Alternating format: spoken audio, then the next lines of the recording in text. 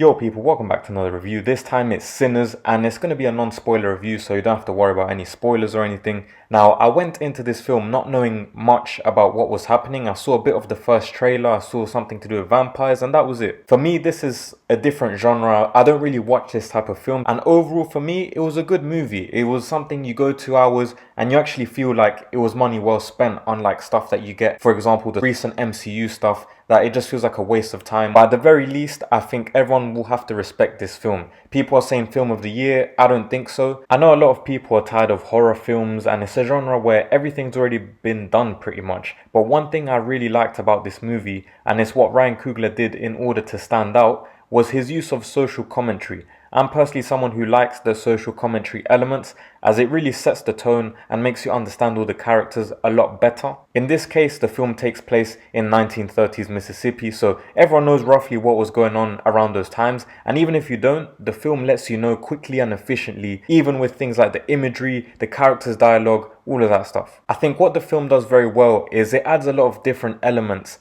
with things like racial themes, religious elements like morality, temptation, there's philosophical elements, metaphorical messaging, with an overall message related to freedom. All that while adding in the horror and the vampires into the mix. Since I'm not going to spoil anything, let me clarify as well. Just because it speaks on themes like racism and freedom, it's not a movie that milks it or makes it a pity thing or an activism thing, not how modern day films try to milk it. So don't think you're going into this movie to be made a victim or to feel bad or to be preached to. None of that at all. But anyways, if you catch all these themes, all these elements, then it makes the story a lot better. There's a mid-credit and there's a post-credit scene that you have to watch to fully understand the ending, which takes the story into a much more deeper level in regards to what I've just mentioned. So don't go running out of the cinema when the credits hit. Relax, there's still more, and it is needed, because if you don't watch those credits, you're going to be left a bit confused. The beginning of the film for me was actually really good at building the movie, setting the scene,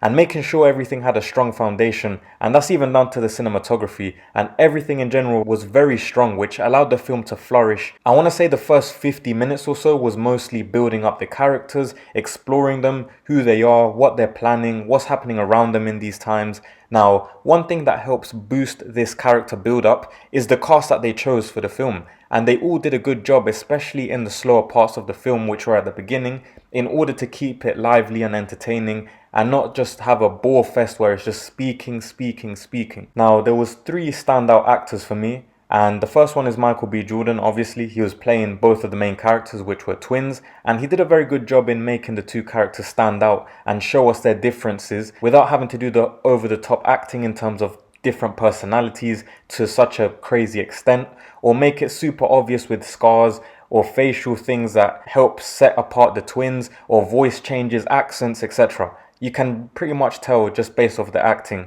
I think Delroy Lindo was another standout performer in this film. I really liked his comedic moments. They were very nicely put in. His delivery was good as well. It was something small and it wouldn't take you out of the moment, which is a big thing that a lot of films, especially you see in the MCU, they try to add the comedic thing and it just kills it. Now for me, the surprise of the whole film was Miles Caton.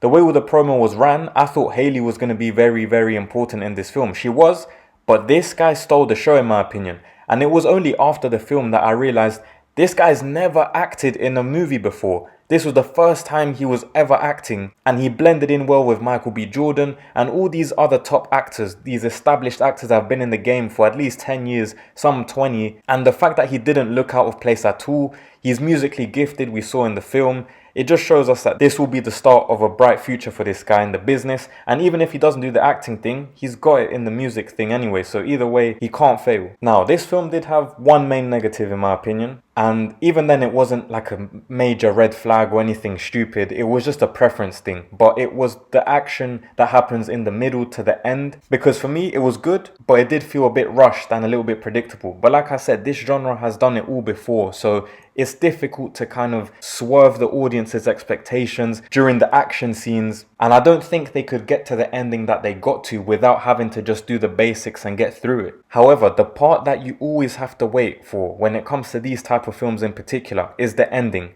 because there is always a twist or some sort of metaphorical messaging, etc. at the end, and they definitely did it in this film. I think the ending was very crucial because it's another differential to separate this film from other horror films, vampire films, alongside the other scenes around the credits, mid-credit, post-credit, like I've explained, which really drives home the overall messages that this film wants you to take away. I could easily see this film getting a sequel or even a prequel, but whether they do it or not, I think will depend on the success of the film at the box office. I don't know the statistics right now, but I hope it does well. I think based on merit, it definitely should get another project. Like I said, whether it's a sequel or prequel, I think they'll lean more towards a sequel, but I'm not sure if they'll do it. But yeah, this is an industry that relies a lot on money and results and all of that stuff. We've seen garbage films reach 1 billion and people justify that and say that it's a good movie because it got to 1 billion. I don't think this film will do 1 billion. There's no way it will do 1 billion.